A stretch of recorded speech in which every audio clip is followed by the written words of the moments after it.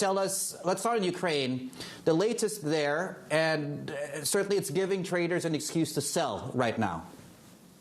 Absolutely. I mean, you look at the situation there. Russia has started to pull back, or they say they're starting to pull back some troops. They say that they want to have a diplomatic solution. But of course, the U.S. officials and Europe say it's too soon to say that this conflict is over. They're not seeing enough of a true pullback that they want from the market to show that they are actually cooling the situation and that they do want to seek diplomacy. The U.S. isn't saying that there won't be any invasion. Of course, Russia has denied this entire time that they plan to invade Ukraine. But there are conflicting messages on both sides, but obviously it's turned to a more of a bearish sentiment on top of that. Now, one thing to remember is that Russia is an enormous supplier of oil, of energy, of metals. So any kind of risk, even if it's a small risk, that's going to have a bit of jitters in the market, and that's why you saw it go up so much before.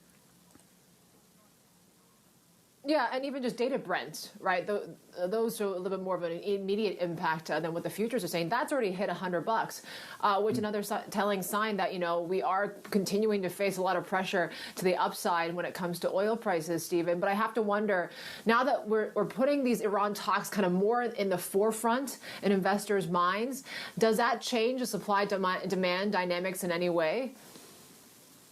It could potentially. The Iranian officials have come out and said that they've made the most progress in a while. The U.S. wasn't as strong with the wording, but essentially, we could be adding, or Iran could be adding 900,000 barrels of oil to the market by December, and that's a lot. And that's what the market needs. And when you look at the situation, when you look at what the rhetoric out of the United States, the rhetoric out of Europe, they want those barrels too. They want to get a deal done.